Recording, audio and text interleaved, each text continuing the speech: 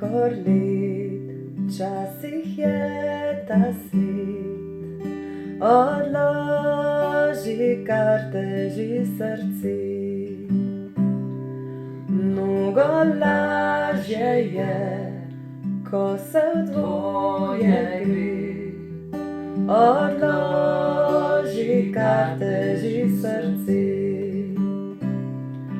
Odloži, kar teži srce.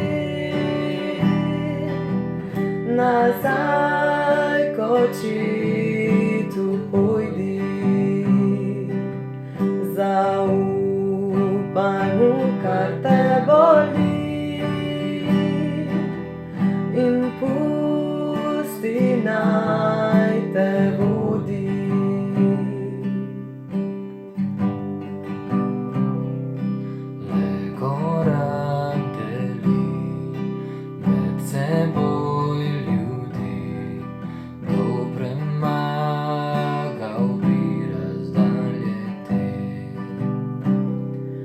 Božja milost je, ki premakne te. Odloži, kar teži srce. Odloži, kar teži srce. Nazaj k očitu pojdi. Zaupaj mu, kar te boli. In pusti, naj te vodi. Odloži, kar teži srce. Nazaj k očitu pojdi. Zaupaj mu, kar te boli.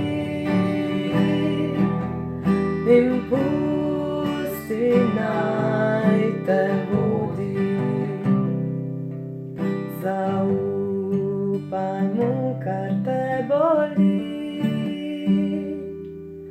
In pusti, naj te vodi.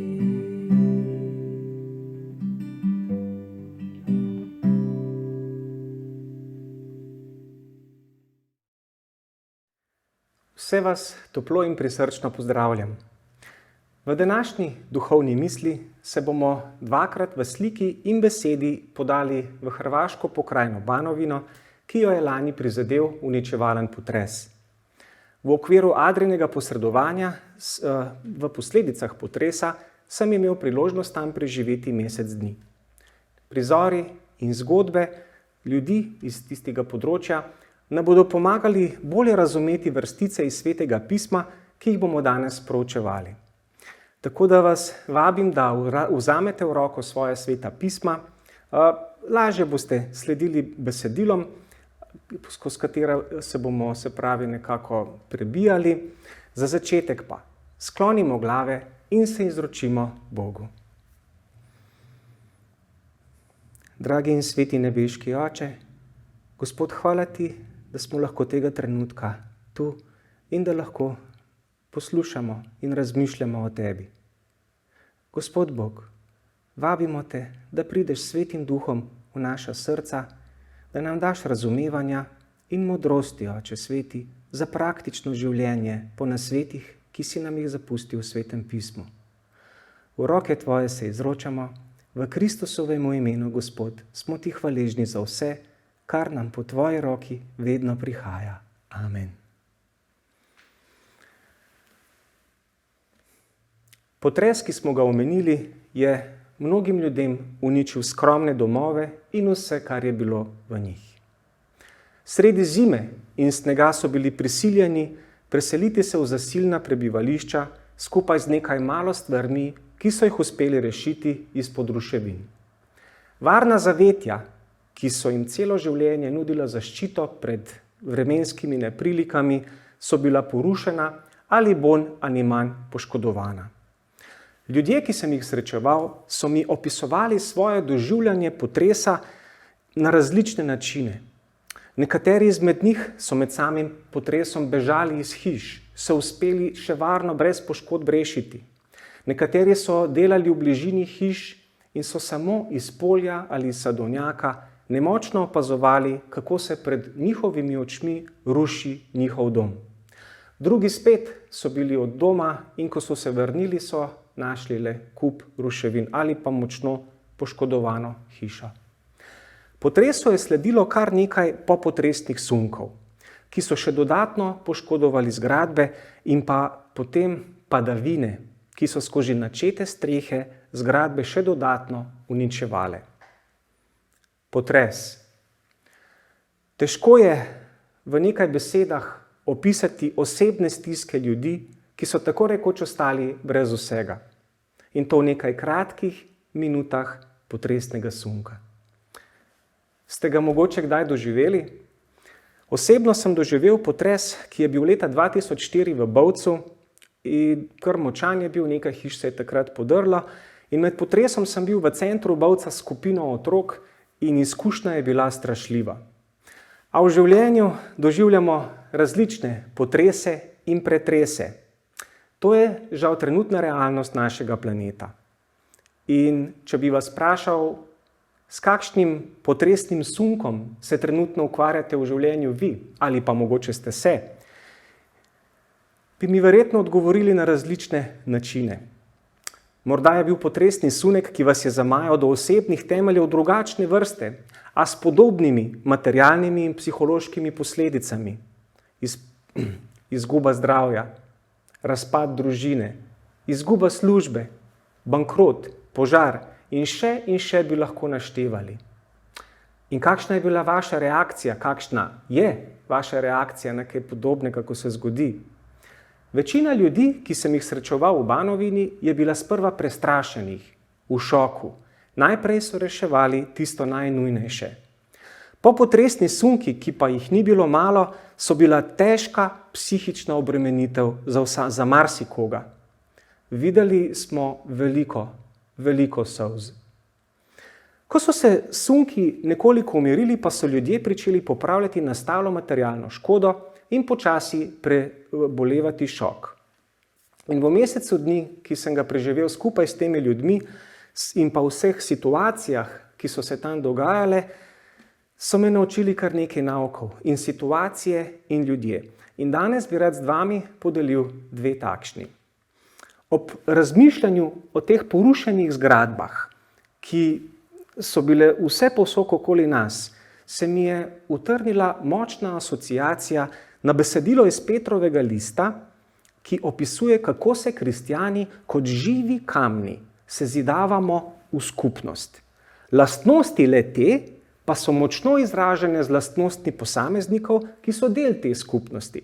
Pa si preberimo besedilo.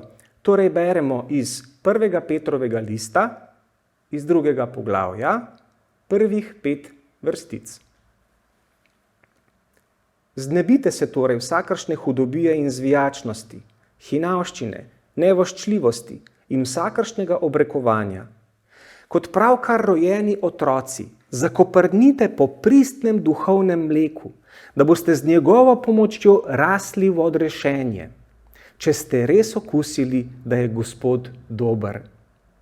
K njemu stopite, k živemu kamnu, ki so ga sicer ljudje zavrgli, a je pri Bogu izbran in dragocen.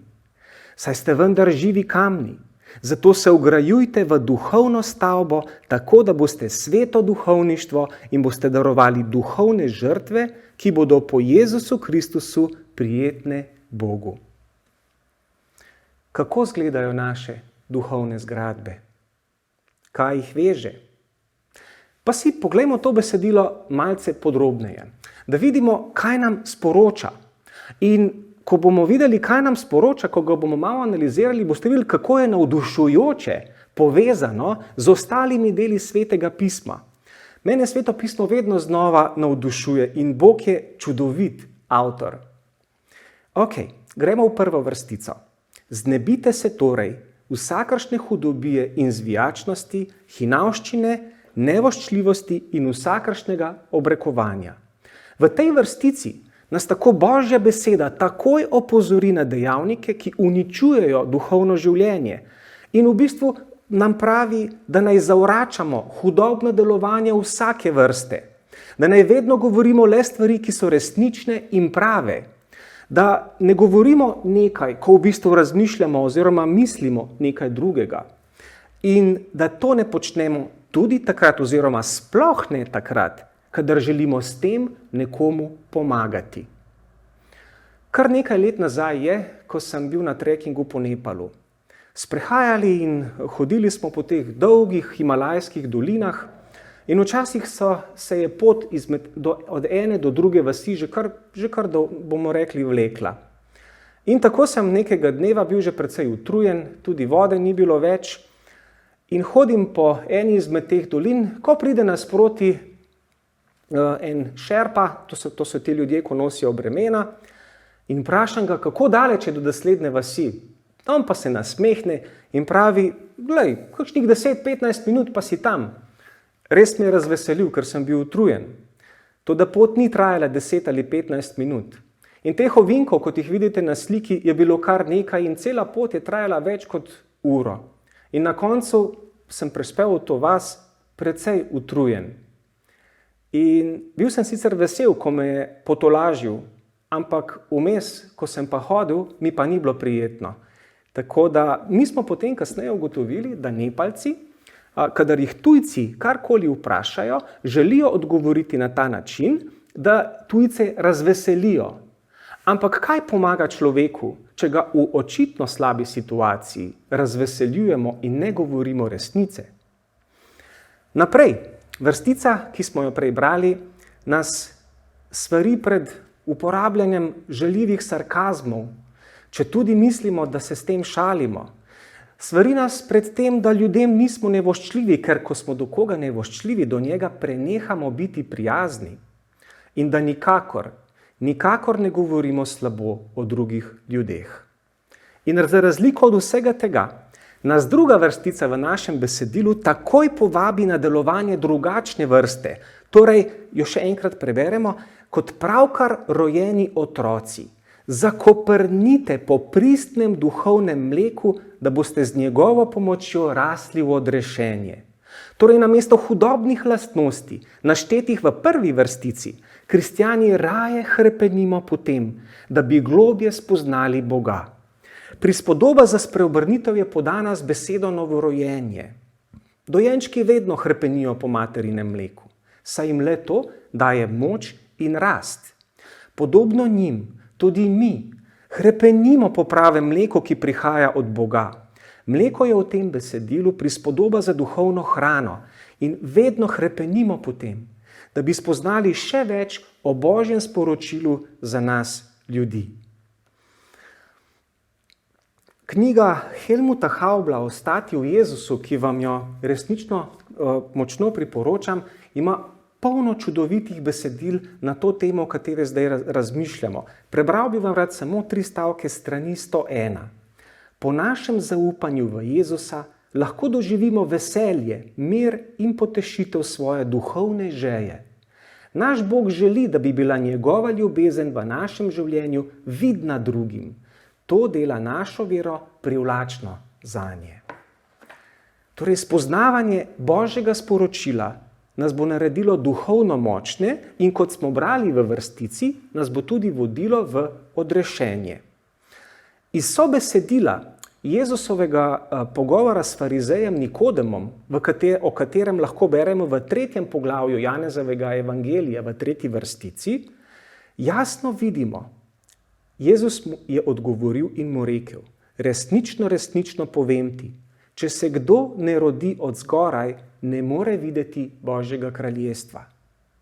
Jezus je s tem želel Nikodemu povedati, da ne glede na to, če nekdo vse ve, kar je v Svetem pismu, ali pa če se preselimo v današnji čas, ne glede na to, da je nekdo že dolga leta kristjan, ali pa se ima za kristjana, to še zdaleč ne pomeni, da je tudi spreobrnjen, da je novorojen, se pravi, da je odrešen. Redna hrana, redno mleko vsakodnevno je nujno potrebno. Božja beseda nas torej v tej drugi vrstici usmerja in poziva k duhovni rasti. Tretja vrstica v današnjem besedilu nas izzove in popelje v staro zavezo. Tretja vrstica pravi, če ste res okusili, da je Gospod dober. Peter tu navaja besedilo iz Psalma 34, v katerem psalmist opisuje Božjo dobroto in prednosti, ki so jih deležni iskreno verujoči. Psalm 34, 8. vrstico bomo samo prebrali, lahko pa si potem pomisli cel psalm preberete, ker je čudovit. Okusite in vidite, kako dober je Gospod, blagor možu, ki išče v njem zavetja svojega. Ste v svojem življenju izkusili Božjo dobroto? Verjamem, da. In glejte, kot naš odziv na Božjo dobroto, nas naprej, 4. vrstica, vabi, da se ji osebno odzovemo. 4. vrstica torej, k njemu stopite, k živemu kamnu, ki so ga sicer ljudje zavrgli, a je pri Bogu izbran in dragocen. Torej, pridite k Jezusu. On je skala, temelj, ki ga je Bog postavil za naše odrešenje. Ljudje so ga sicer zavrgli in ga žal še zavračajo, a vi nikar tako. V vrstici je jasno poudarjena Kristusova vrednost v Božjih očeh in je citat prerokbe o Jezusu iz Psalma 118. Bral vam bom Psalm 118 med 22. in 24. vrstico. Pravi takole: Kamen, ki so ga bili zavrgli zidarji, je postal glavni vogalnik. Od Gospoda se je zgodilo, čudovito je v naših očeh. To je dan, ki ga je storil Gospod. Radujmo in veselimo se v njem. Peter kasneje v 7. vrstici tega poglavja to besedilo tudi direktno citira. Ne pa samo to. 4. vrstica je tudi povabilo v odnos med Kristusom in njegovimi sledilci. Isto tako iz prerokbe.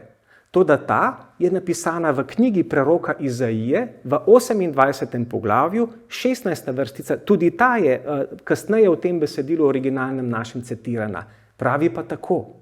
Zato pravi tako Gospod Jehova: Glej, za podstavo sem jaz položil na Sionu kamen, kamen izkušen, dragocen vogelnik, za temelj najtrdnejši, kdor veruje, se ne prenagli. In potem pridemo do 5. vrstice, ki nas usmeri v praktično delovanje. 5. vrstica berem.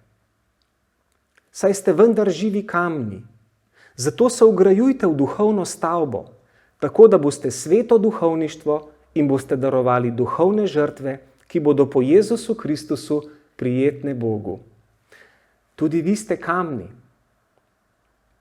In zahvaljujoč Jezusu Kristusu ste lahko živi kamni. Bog vas uporablja pri graditvi svoje duhovne hiše. Izbral vas je, da v njej delujete kot duhovniki. In vsak iskren vernik je živ kamen. In to zaradi svojega aktivnega odnosa z Jezusom. Brez tega odnosa nihče ne more pričakovati večnega življenja. Kot glavni gradbenik, utemeljitelj in temelj krščanske cerkve postavlja Jezus vsakega resničnega in avtentičnega vernika na njemu primerno mesto v cerkvi odrešenih. To je tudi navedeno v Pavlovem pismu Efežanom, v 2. poglavju, torej odprli bomo Sveto pismo v Efežanih, v 2. poglavju in beremo od 19. do 22. vrstice.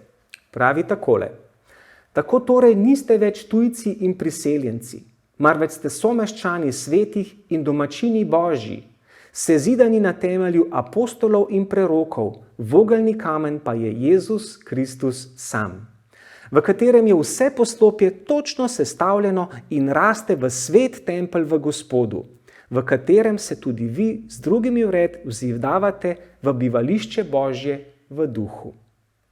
Tukaj Peter iskrene kristjane tudi imenuje sveto duhovništvo in s tem poudarja, da imajo vsi ljudje prost dostop do Kristusovega posredovanja in da zato ne potrebujejo nobenega drugega posrednika. Odnos med vsakim posameznikom na tem planetu in Jezusom je edinstven in oseben.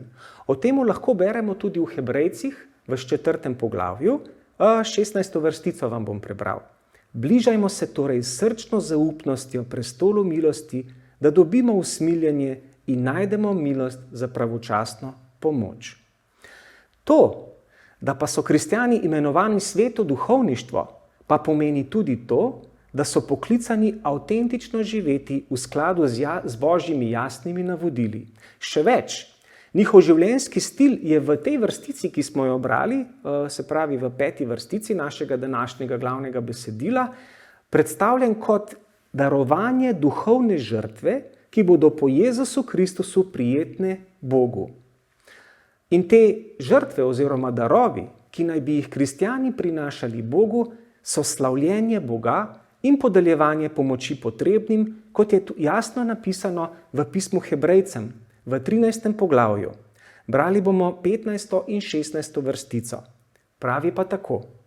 Po njem torej Bogu ne prenehamo prinašajmo na oltar hvalno žrtev, namreč sad ustnic, ki slavijo njegovo ime. Ne pozabite pa delati dobro in deliti svoje z drugimi, kajti take žrtve so Bogu všeč. Ja. Prebrali smo jasna navodila za praktično krščanstvo. In ta jasna navodila se kot rdeča nit lepo prepletajo čez celo Sveto pismo in poveličujejo našega stvarnika. Čas je, da se vprašamo nekaj vprašanj. Naprimer, kakšen je moj osebni odnos z Jezusom Kristusom? Kakšen vpliv ima Jezus Kristus na moje življenje?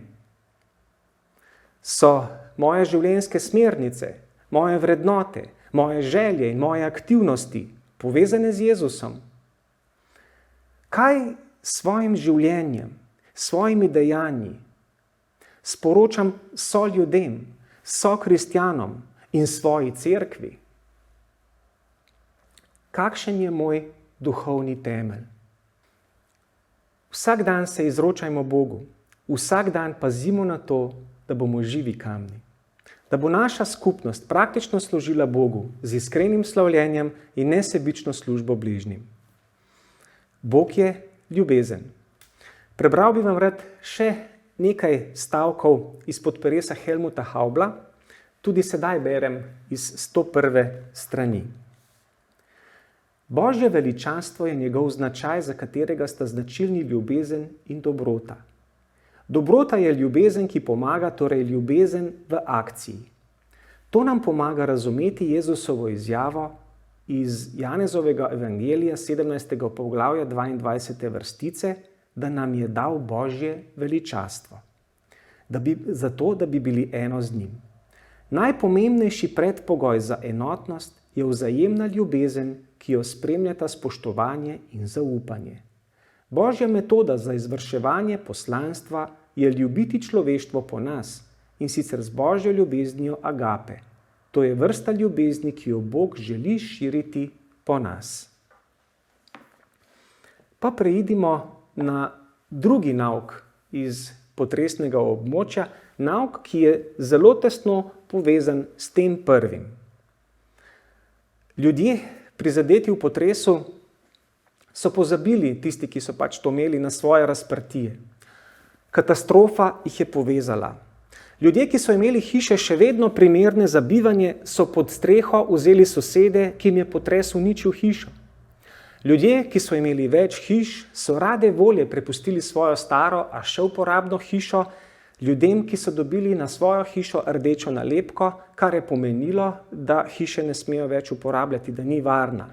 In ta nesebična pomoč, to sodelovanje, to medsebojno podpiranje prizadetih v stiski je bila ganljiva. Spominjam se človeka srednjih let, ki je živel v neki dolini, v kateri so v bistvu živeli samo upokojenci še poleg njega. In on je kuhal hrano in jo vozil tistim, ki si niso mogli toplega obroka pripraviti zaradi pač poškodb. In ko smo obiskovali te hiše in šli do ljudi v ta res skromna domovanja in jih na koncu pogovora vprašali, Ali potrebujete še karkoli? Smo dostikrat dobili odgovor: ne, vsega imamo dovolj. Dajte tistim, ki so ostali brez vsega. Taki odgovori so nas pustili brez besed. Harmonija. Lahko rečete, da, harmonija, toda za kako dolgo? Ljudje smo hitro pokvarljiva roba in kadar nam ni hudega, se hitro začnemo deliti na različne interesne skupine, ki se znajo kaj kmalu znajti v medsebojnem konfliktu. Tudi v cerkvah. Še posebej v skupnostih, ki niso sestavljene samo o živih kamnih, o katerih smo malo prej proučevali. In do podobnih težav je prišlo že takoj na začetku krščanske cerkve. Tako ni čudno, da je bilo sporočilo prvi cerkvi v Efezu namenjeno prav z tega vidika. V razodetju v 2. in 3. poglavju lahko beremo 7 sporočil v cerkvam v Mali Aziji. Danes bomo prebrali si samo 2 vrstice, sporočilo opomina prvi cerkvi, torej Efezu. Sporočile si bomo prebrali v kontekstu oziroma v besedilu izpod peresa Ellen White, ki je bil zapisan v reviji Review and Herald pod naslovom Bratska ljubezen. Berem. Ker je zgodna cerkev izgubila prvo ljubezen, je dobila sporočilo opomina. Navedek. Vendar imam zoper tebe to, da si opustil svojo prvotno ljubezen. Spomni se torej, od kod si padel, spreobrni se in opravljaj prvotna dela. Če pa se ne spreobrneš, bom prišel k tebi in odstranil tvoj svečnik z njegovega mesta. Ljudje, omenjeni v teh vrsticah, so izgubili svojo prvo ljubezen, vendar niso bili označeni kot grešniki. Imeli so resnico, bili so trdni v doktrini, bili so odločni pri obsojanju in upiranju zlu. Kljub temu jim je Bog rekel: vendar imam nekaj zoper tebe. Izgubljali so svoje spoznanje o veličini ljubezni, ki jo je Bog izkazal padlemu človeštvu z neskončno žrtvijo, da bi ga odkupil. Ljudje smo nagnjeni k temu, da se k Bogu zatekamo v stiski. Ko pa težave minejo, ga kaj hitro odmaknemo iz svojega centra. Ampak to ni lastnost živih kamnov, katerih smo danes proučevali. Bog nam po svoji besedi sporoča. 2. Petrova, 2. poglavje, zdaj berem 9. in 10. vrstico. Vi pa ste izvoljeni rod, kraljestvo duhovništvo, svet narod, ljudstvo za Božjo last, da bi oznanjali odlike tistega, ki vas je poklical iz teme v svojo čudovito luč. Nekdaj niste bili ljudstvo, zdaj pa ste Božje ljudstvo. Niste našli usmiljenja, zdaj pa ste našli usmiljenje. Bodimo torej živi kamni in se zidavajmo v duhovno poslopje Bogu na čast. Vsak izmed nas posebej, ker Bog, ki te ljubi, te čaka. Bog hrepeni po tebi in kot pravi Sveto pismo, se te tako veseli, da zraven poje. Kadar ste veseli, verjetno radi pojete in s tem še na poseben način izražate svoje veselje. V preroku Zefaniji preberimo 3. poglavje, v 3. poglavju 17. vrstico. Jehova tvoj Bog je sredi tebe junak, ki hoče rešiti. Veseli se te presilno, molči v ljubezni svoji, raduje se nad teboj z glasnim petjem. Bog te čaka.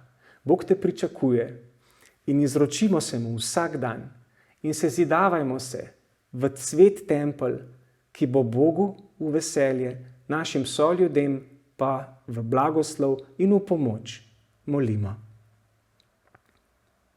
Dragi in sveti nebeški Oče, Gospod gospodov in kralj kraljev, Oče sveti, hvala ti za tvojo milost, ki nam jo vsak dan polagaš. Hvala ti, Gospod, za Jezusa Kristusa, tvojega Sina, ki nas je odrešil. Hvala ti, Gospod Bog, za Sveto pismo, ki je naš vodnik na naši poti. In Oče sveti, tega trenutka se izročamo v tvoje roke in te prosimo skupaj za vsako osebo, ki posluša to molitev in moli z nami.